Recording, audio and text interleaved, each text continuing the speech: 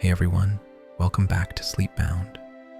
Tonight, we're diving into a fresh installment of Downton Abbey, Part 16.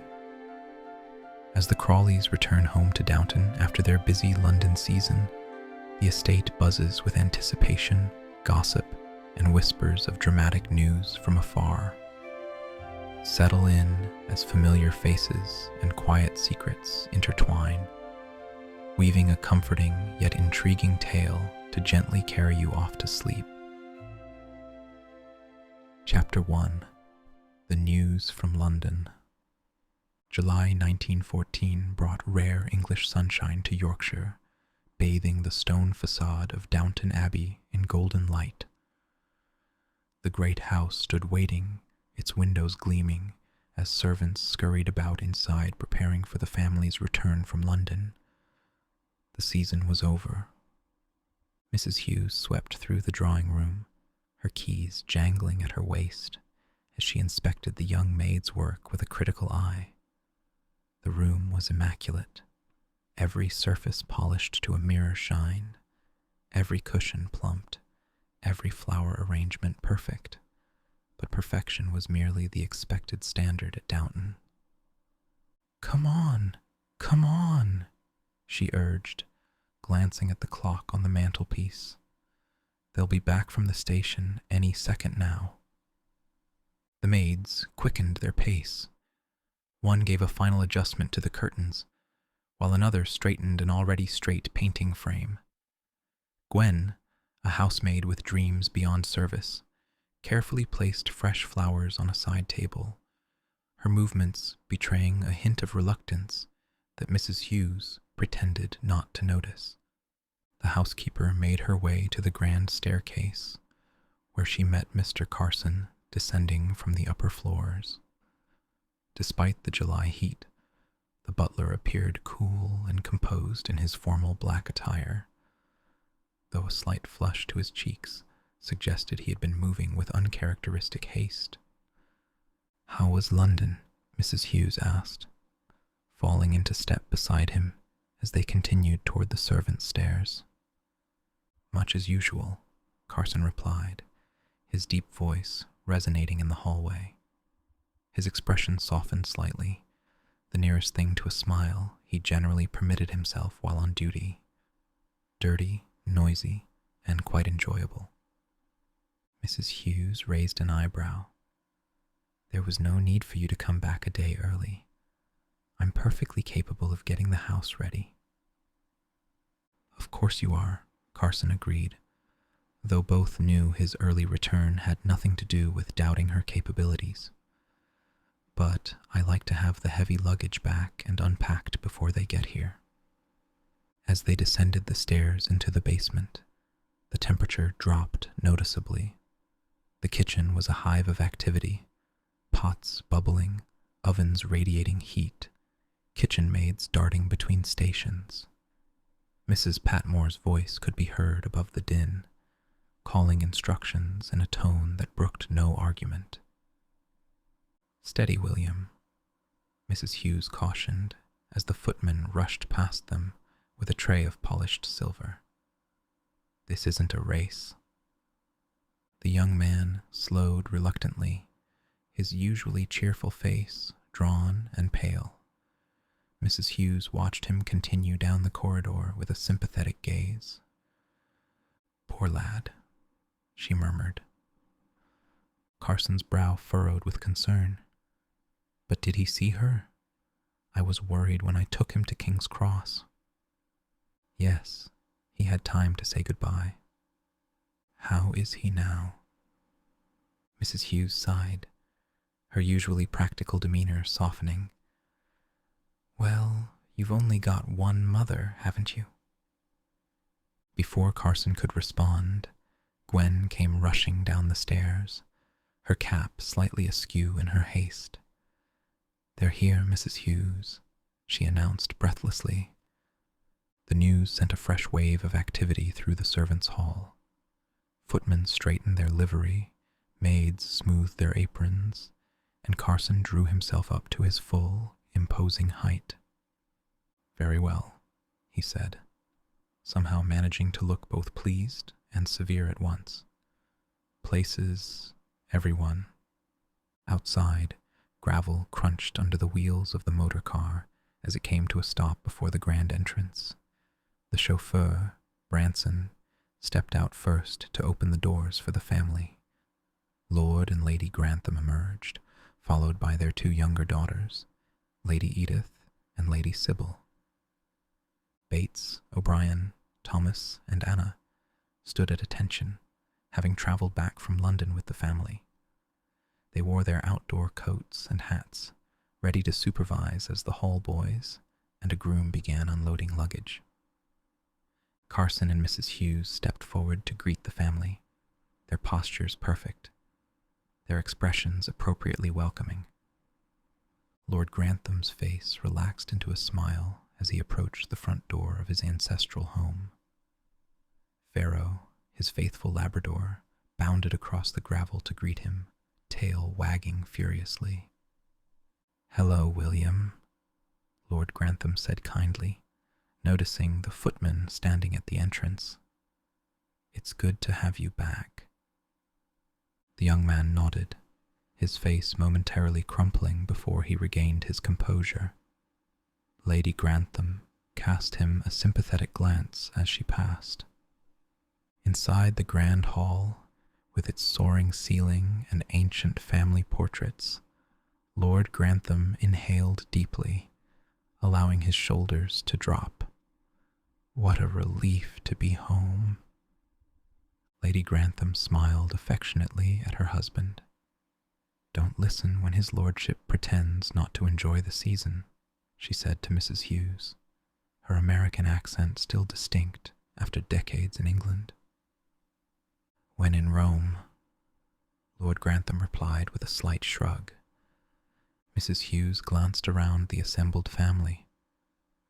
"Will Lady Mary be back soon?" "She's just staying on with my sister for a week or two," Lord Grantham answered. "So Grantham House is closed?" she inquired. Lady Grantham nodded, beginning to remove her gloves. "It will be by the end of this week." She turned to Mrs. Hughes with a warm smile. "Dear Mrs. Hughes, I hope you've had some time to yourself while we've been away." The housekeeper allowed herself a small smile. "I've tackled a few jobs that get forgotten when the house is full." "Any local news?" Lord Grantham asked, handing his hat to Carson. "The main topic here is the murder of the Austrian Archduke," Mrs. Hughes replied. "Here and everywhere else," Carson added gravely. Lord Grantham's expression turned somber. "I'm afraid we haven't heard the last of that." He glanced toward William, who stood rigidly at his post. "And how is William?" "Bearing up," Carson replied quietly. "Poor chap. He has our sympathies." As they spoke, Bates, O'Brien, and Anna emerged from the servants' staircase.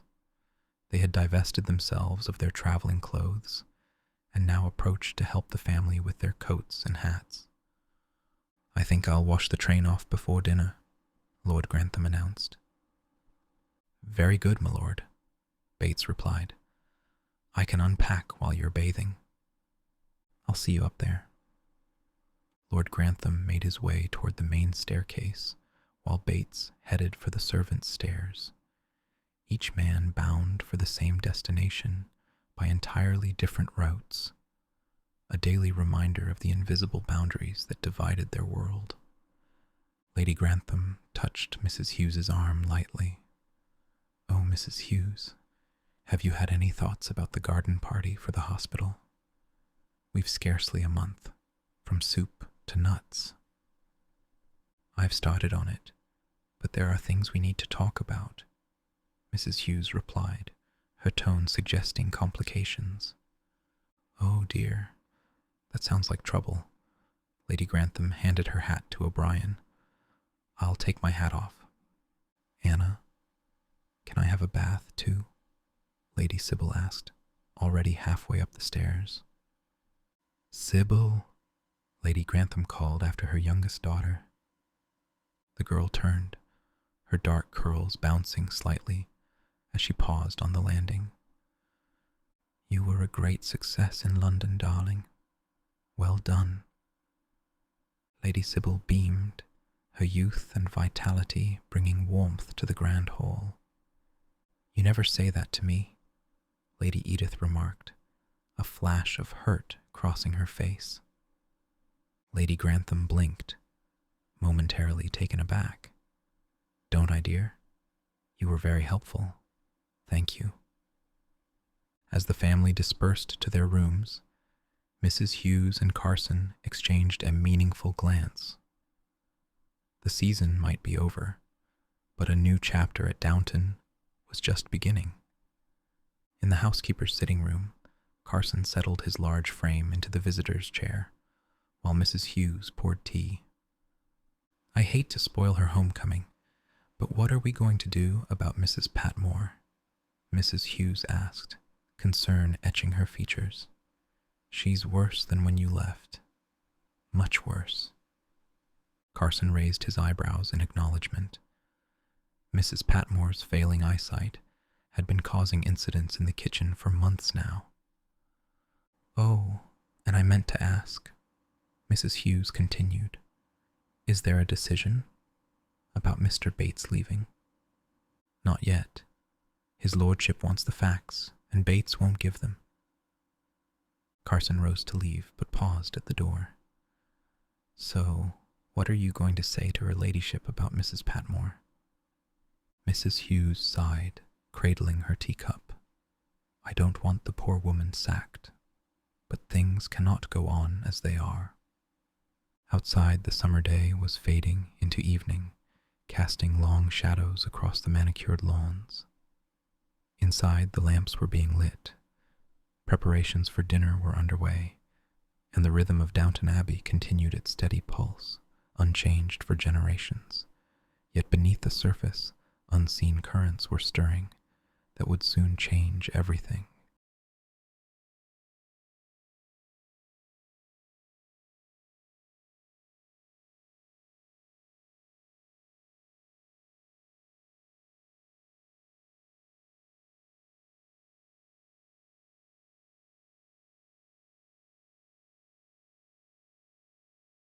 Chapter 2. William's Grief. The servants' hall hummed with subdued conversation as the staff gathered for their evening meal. Mr. Carson sat at the head of the table, his presence commanding even in the familiar comfort of the downstairs domain. Mrs. Hughes occupied her place at the opposite end, her watchful gaze missing nothing. William Mason sat stiffly in his usual spot, the black armband encircling his sleeve, a stark reminder of his recent loss. Though he attempted to participate in the conversation, his eyes remained distant, his thoughts clearly elsewhere. The other servants cast occasional sympathetic glances in his direction, but the unspoken rule at Downton prevailed. Life and work continued, regardless of personal sorrows. Anna, her blonde hair neatly tucked beneath her cap, noticed how William's hand trembled slightly as he reached for his tea.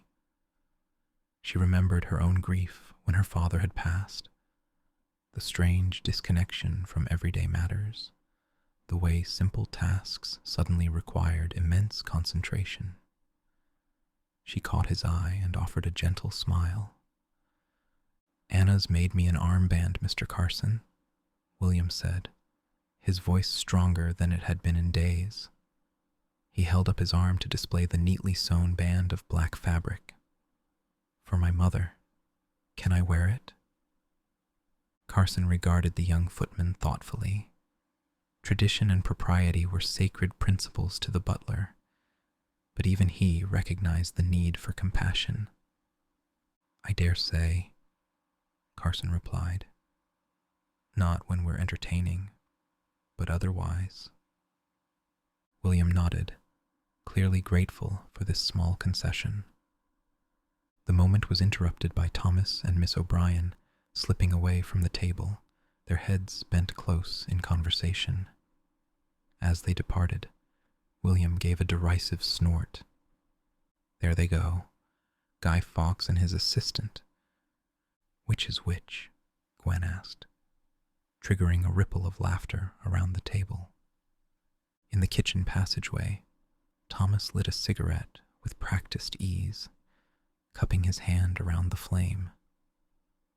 O'Brien stood beside him, her sharp features illuminated by the glow. They had served at Downton for years, each harboring their own resentments, each finding in the other a kindred spirit in dissatisfaction. "What are you reading?" Thomas nodded toward the letter O'Brien had tucked into her pocket. "Nothing important," she replied dismissively, though her eyes betrayed her interest. "Just some correspondence about a position." Thomas raised an eyebrow but didn't pursue the matter. He had his own secrets to keep. "Fancy a smoke?" O'Brien asked, already knowing his answer. "Don't mind if I do." As they slipped outside into the courtyard, the evening air cool against their skin, the conversation in the servants' hall continued without them. In the library, Lord Grantham had just returned from walking Faro when he encountered Dr. Clarkson coming down the stairs, medical bag in hand. "Hello, Doctor. I didn't know you were here," he said, surprise evident in his voice. "No, Lady Grantham sent a message," Clarkson replied, his professional demeanor giving away nothing. A flutter of concern passed across Lord Grantham's face.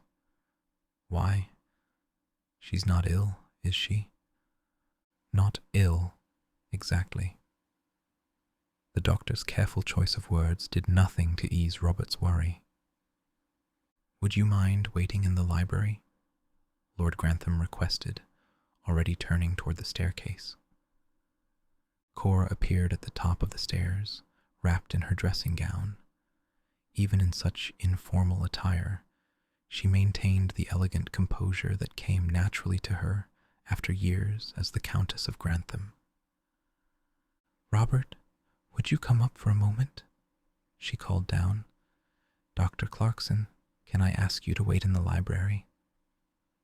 The doctor nodded and made his way to the library, while Robert ascended the stairs, his concern mounting with each step. "This is very mysterious," he remarked as he reached his wife. In their bedroom, Cora sat on the edge of their bed, her hands clasped in her lap. The evening light streaming through the windows cast a warm glow over the room, but did nothing to ease the tension Robert felt building within him. "Pregnant?" he repeated, thunderstruck by her announcement. He paced before her, running a hand through his hair. "You needn't be quite so shocked." "Give me a moment," he said, attempting to gather his thoughts. "You haven't been pregnant for 18 years. "And I'm pregnant now," Cora stated simply, her blue eyes watching him carefully.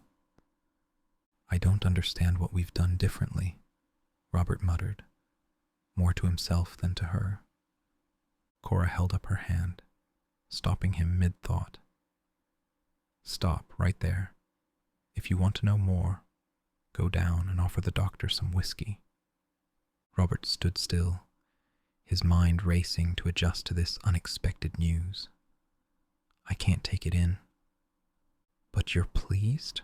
Cora asked, a hint of vulnerability in her question. "Of course," Robert answered automatically. "Of course I'm pleased." But as he made his way back downstairs to join Dr. Clarkson, his expression betrayed a complex mixture of emotions, joy and concern, excitement and uncertainty. A child at their age was unexpected, almost biblical in its unlikelihood. And if it should be a boy? The implications of that possibility sent his thoughts immediately to Matthew Crawley, his third cousin once removed, who had reluctantly stepped into the role of heir presumptive after the tragic sinking of the Titanic had claimed the lives of Robert's cousin and his son. Matthew had adjusted to his new position with admirable grace, and had even developed a close relationship with the family, particularly with Mary, Robert's eldest daughter. A son of his own would change everything. While the family dined upstairs, the servants gathered again for their evening meal. William helped serve the family's dinner alongside Thomas, their movements synchronized despite the tension between them. Now, back in the servants' hall, William took small, careful bites of his food, more out of obligation than hunger. Mrs. Patmore, the cook, bustled in from the kitchen, her face flushed from the heat of the stoves. She paused behind Daisy, the kitchen maid, and frowned at the girl's untouched plate. "You need to eat, girl," she admonished, though her tone lacked its usual sharpness. "Can't have you wasting away on us." Daisy nodded meekly, but continued to push her food around her plate. Her eyes darted occasionally to William, concern evident in her gaze. She had harbored a tender affection for the footman for months now, though he remained oblivious, his attentions often directed elsewhere. Across the table, Anna and Mr. Bates sat side by side, their shoulders nearly touching. Though they rarely engaged in obvious displays of affection, their quiet companionship spoke volumes. Anna had been watching Bates carefully since his return from London, trying to gauge his mood. The valet had been under scrutiny ever since Thomas and O'Brien had raised questions about his past, questions that threatened his position at Downton. "I finished the soup," Daisy announced to no one in particular, though her eyes lingered on William. "Well done," Mrs. Hughes replied with a small smile. "William, perhaps you might show Daisy how Diamond is coming along. I believe she expressed an interest in horses earlier." William glanced up, momentarily confused by the suggestion, but nodded. "Of course, Mrs. Hughes." The housekeeper's intervention didn't go unnoticed by Anna, who shared a knowing look with Mrs. Hughes. Sometimes a small distraction was the best remedy for grief. Outside in the stable yard, the evening air had cooled, bringing with it the scent of hay and horses. William led Daisy toward Diamond's stall, the familiar surroundings seeming to ease some of the tension from his shoulders. "He's much better now," William said, reaching out to stroke the horse's velvet nose. His leg was troubling him, but the poultice worked wonders. Daisy stood slightly back, both fascinated and intimidated by the large animal. "You're good with horses." "Grew up with them," William replied, a ghost of a smile crossing his face. "My father's farm had 6. I used to help with them before." He broke off, swallowing hard. "Before you came to Downton," Daisy finished for him, stepping closer, "your mother must have been very proud." William nodded, unable to speak for a moment. When he did, his voice was thick with emotion. "She was. Always told everyone her son worked at the big house." He attempted a laugh that came out more like a sob. "Silly, really." "It's not silly," Daisy insisted, surprising herself with her boldness. "It's lovely. She loved you very much, William. Anyone could see that when she visited." William turned to Diamond, busying himself with checking the horse's leg to hide the tears that threatened to fall. "I should have visited more, written more letters." "You did what you could," Daisy said softly, "and she knew that." He nodded, still not trusting himself to speak. In the quiet of the stable yard, with only Daisy and Diamond as witnesses, William allowed a single tear to track down his cheek. He wiped it away quickly, but not before Daisy had seen it. She surprised them both by reaching out to touch his arm, a brief contact that conveyed more comfort than words could have. "I never knew my mother," she admitted quietly, "so I can't say I understand exactly how you feel. But I'm sorry, William, truly." For the first time since receiving the news of his mother's death, William felt something other than grief, a small spark of connection, of being understood. He looked at Daisy, really looked at her, and managed a genuine, if watery, smile. "Thank you, Daisy." As they made their way back to the house, walking side by side in the gathering darkness, the windows of Downton Abbey glowed with warm light, a beacon calling them home. Inside, the rhythms of the great house continued their steady pulse, silver being polished, rooms being turned down, tomorrow's meals being planned. Life moved forward, as it must, carrying them all along in its unstoppable current. Chapter 3: Cora's Secret. In the library at Downton Abbey, Robert Crawley sat across from Dr. Clarkson, a glass of amber whiskey in his hand. The fire crackled in the grate, its warm light at odds with the summer evening outside, but Lord Grantham had ordered it lit anyway. He needed its comfort now.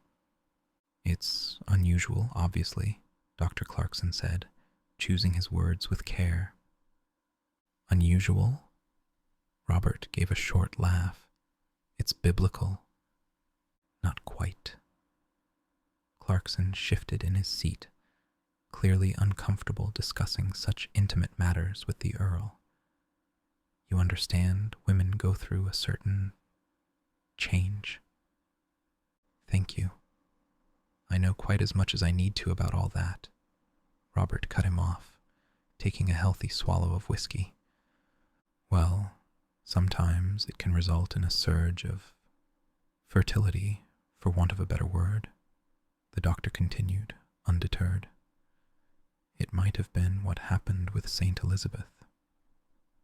Robert stared into his glass, unmoved by the biblical comparison.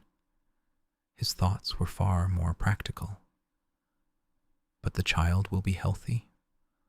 "Oh, there's no reason why not." "How long has she—" Robert couldn't quite finish the question. Hard to be precise. Things had become irregular, but... "Please," Robert interrupted again, his discomfort evident. Dr. Clarkson cleared his throat. "I'd say she's about 4 months gone. It'll begin to show soon." The silence that followed was heavy. Robert swirled the whiskey in his glass, watching the amber liquid catch the firelight. When he finally spoke, his voice was lower, almost a whisper. "And I don't suppose there's any way of knowing if it's a—" A knock at the door interrupted him. Mrs. Hughes stood in the doorway, her expression apologetic. "I do beg your pardon, my lord. I thought you were alone." "Please come in, Mrs. Hughes. I'm just leaving," Dr. Clarkson said, rising to his feet with evident relief. He gathered his medical bag and nodded to Lord Grantham. "I'll see myself out." "Well, thank you, Doctor," Robert replied absently. "I'd better start writing some letters." As Clarkson departed, Mrs. Hughes stepped further into the room. "I didn't want to bother her ladyship, if she's not well." "She's resting, but—" "Tell me anyway," Robert said, grateful for the distraction. "It's Mrs. Patmore, my lord. The time has come when we really have to make a decision." Robert nodded, forcing himself to focus on the housekeeper's concerns, though his mind remained preoccupied with the news of Cora's pregnancy and its far-reaching implications. Across the grounds at Crawley House, Cousin Isabel sat reading in the drawing room, Though smaller and less grand than Downton Abbey, the house possessed a comfortable charm that suited her practical nature. Since moving to Downton Village with her son Matthew, following the revelation of his status as heir presumptive to the Earl of Grantham, she had made the place distinctly her own. The clock on the mantelpiece chimed 9, and she glanced up, wondering when Matthew would return from his office in Ripon. As a solicitor, he often worked late, a habit that had not changed despite his altered circumstances. The sound of the front door opening and closing answered her question. Moments later, Matthew appeared in the doorway, his fair hair slightly disheveled from the evening breeze, his expression thoughtful. "You're late," Isabel observed, setting aside her book. "Busy day?"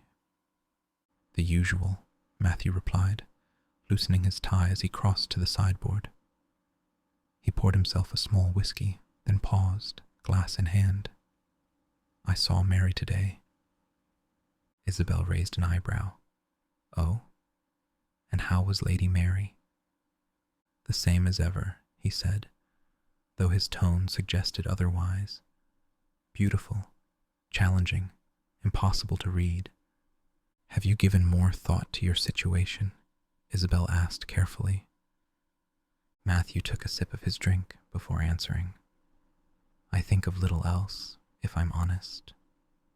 Their situation, as Isabel delicately put it, had become increasingly complex. What had begun as a tentative courtship between Matthew and Lady Mary had blossomed into something deeper during the London season. The family had returned to Yorkshire with the general expectation that an engagement would soon be announced. "And have you reached any conclusions?" Isabel pressed. Matthew sank into an armchair by the fire. "I love her, Mother. I didn't expect to, not when we first came here. She seemed so—" he searched for the right word— superficial, concerned only with position and privilege. "And now—" a smile touched his lips. "Now I see that's only part of who she is. There's so much more to Mary, intelligence, wit, a kind of fierceness that I admire." "Then what's holding you back?" Isabel asked, though she suspected she knew the answer. Matthew stared into his glass. "She hasn't given me an answer yet.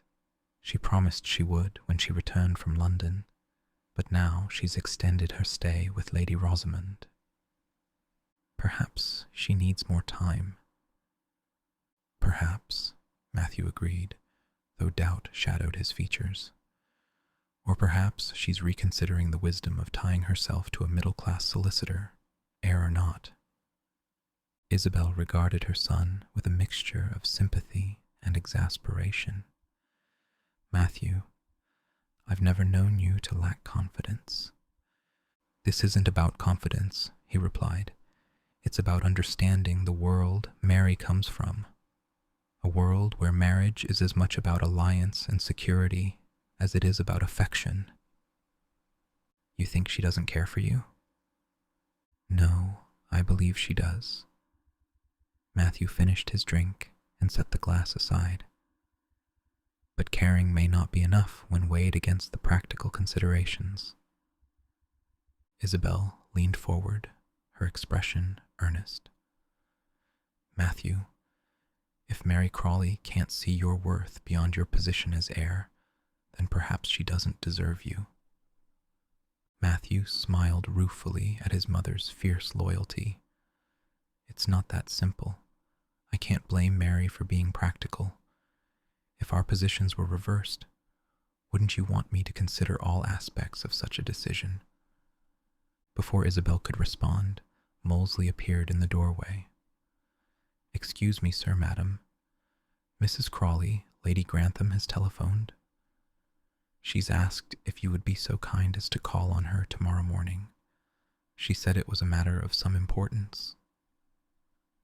"Did she say what it was about?" Isabel asked, intrigued. "No, madam." only that she would appreciate your counsel on a delicate matter. After Molesley had withdrawn, Matthew looked at his mother questioningly. What do you suppose that's about? I have no idea, Isabel replied, equally puzzled.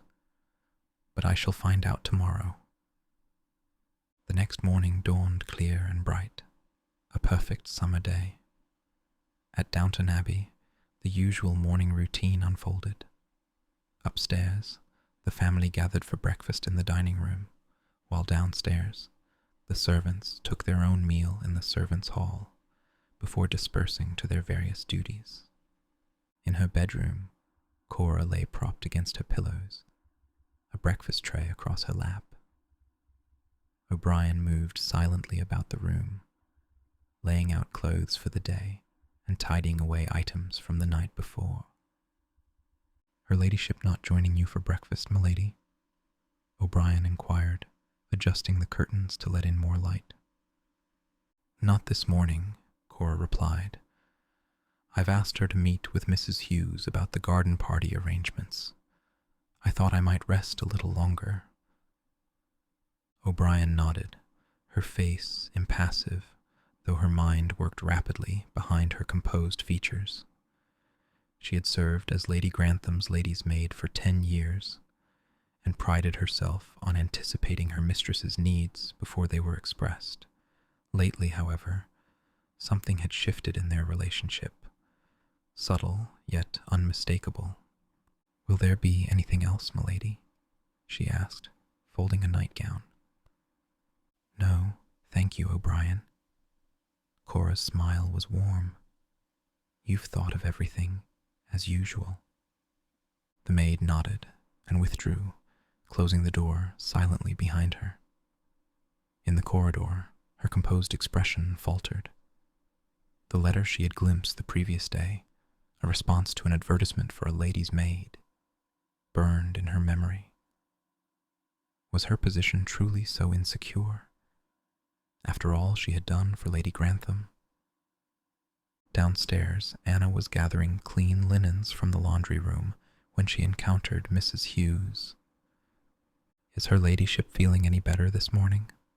Anna asked. Mrs. Hughes glanced around before answering, lowering her voice. She's resting. Dr. Clarkson has advised her to take things easy for a few days. It's nothing serious, I hope. No, not serious, Mrs. Hughes replied carefully, but it requires care.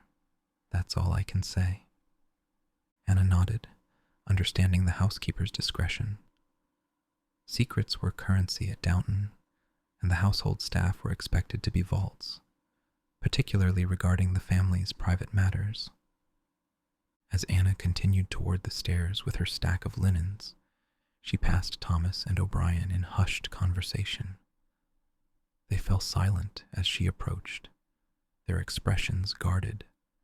Since Thomas's accusations against Mr. Bates, Anna had been even more wary of the footman and lady's maid than usual. Good morning, she said coolly, continuing past without waiting for a response. Someone's got a bee in her bonnet, Thomas remarked once she was out of earshot. Never mind her, O'Brien replied. Have you heard the latest? Her ladyship's looking to replace me. Thomas raised his eyebrows. Are you certain? As certain as I'm standing here. I saw the letters myself. Responses to an advertisement placed in the Lady. Perhaps it's for the Dowager Countess, Thomas suggested. I heard her maid's leaving to get married. O'Brien's eyes narrowed. Number it was Lady Grantham who placed the advertisement. I heard her discussing it with the old bat yesterday. Well, well, Thomas murmured, a hint of satisfaction in his voice. Seems none of us are safe. 10 years, O'Brien hissed, her composure slipping. 10 years I've served her, looked after her, catered to her every whim. And this is my reward? Thomas watched her carefully, recognizing the dangerous glint in her eye. What will you do? O'Brien straightened her back. I'm not sure yet, but I won't be discarded like an old shoe, I can tell you that. In the village, Isabel Crawley made her way up the drive to Downton Abbey. She had telephoned ahead to confirm her visit, curious about the unexpected summons. Though relations between herself and the Crawleys had sometimes been strained, particularly with the Dowager Countess, she had developed a genuine fondness for the family, especially Cora. Carson greeted her at the door with his usual dignified formality. Good morning, Mrs. Crawley. Her ladyship is expecting you. She's in the morning room. Thank you, Carson, Isabel replied, handing him her hat and gloves. As she followed the butler through the grand hall, Isabel couldn't help but admire the house itself. Though she would never admit it to Cousin Violet, she had come to appreciate the beauty and history of Downton Abbey. It represented a way of life rapidly fading in the modern world, a fact that Matthew, with his progressive views, sometimes failed to recognize. In the morning room, Cora sat by the window, a shaft of sunlight illuminating her still beautiful face. She rose as Isabel entered, extending her hands in greeting. Cousin Isabel, how kind of you to come. Please, sit down. Once they were settled, with tea served and Carson withdrawn, Cora fixed Isabel with a direct gaze. I asked you here because I need your counsel as a nurse, and perhaps as a mother, too. Isabel's medical training immediately came to the fore. Are you unwell, Cora? Not unwell, no. A small smile played at the corners of Cora's mouth. I'm pregnant. Isabel couldn't conceal her surprise. Pregnant? But that's unexpected. To say the least, Cora agreed, a hint of amusement in her voice despite the seriousness of the situation. I'm 43 years old, Isabel. I haven't been with child since Sybil was born. And how is Robert taking the news? As well as can be expected. He's pleased, of course, but also concerned. At my age, there are risks. Isabel nodded thoughtfully. Yes, there are. But many women have healthy babies in their 40s, Cora. With proper care and rest, there's no reason to anticipate complications. That's reassuring to hear. Cora paused, turning her teacup slowly in its saucer. But there's another concern, of course, one that affects your son directly. The implication hung in the air between them.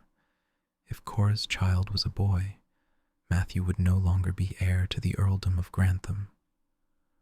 I see, Isabel said, keeping her voice neutral. And have you discussed this with Matthew? Not yet. Robert plans to speak with him soon. Cora's expression was troubled.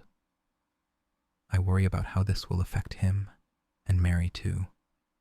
They seemed so close to an understanding before we left London. Isabel considered her response carefully.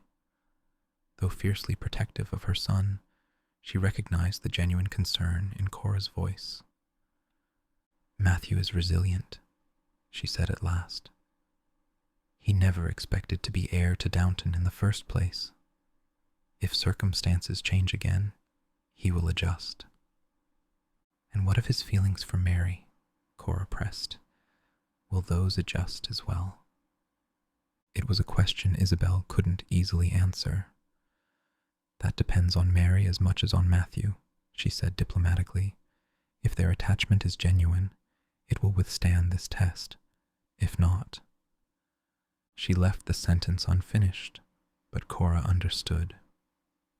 The Countess sighed, resting a hand lightly on her still flat stomach. I never imagined having another child at this stage of my life, she admitted, And while I'm grateful, truly, I can't help but regret the complications it creates. Life is rarely tidy, Cora, Isabel replied with a gentle smile. We make our plans, and fate intervenes. All we can do is adapt as gracefully as possible. Cora returned the smile. You sound like Cousin Violet, though I don't think she'd appreciate the comparison. Heaven forbid, Isabel laughed. Then, more seriously, you can count on my discretion, of course, until you're ready to make the news public. Thank you, Cora said, her relief evident. Robert wants to wait a bit longer, to be certain all is well, and to give him time to speak with Matthew. As Isabel took her leave a short while later, her mind was filled with concern for her son. Matthew had adapted admirably to his unexpected role as heir to Downton, gradually winning the respect of the family and the local community. Now, just as he was finding his place in this new world, everything might change again. And what of his feelings for Mary? Isabel had watched their relationship develop with mixed emotions. She admired Mary's spirit and intelligence, but worried about her occasional coldness and evident preoccupation with position. Would Mary's interest in Matthew cool if he was no longer the heir? As she walked back to Crawley House, Isabel resolved to prepare her son for the possibility of another significant change in their lives, while hoping, for his sake, that his heart would remain intact, regardless of the outcome.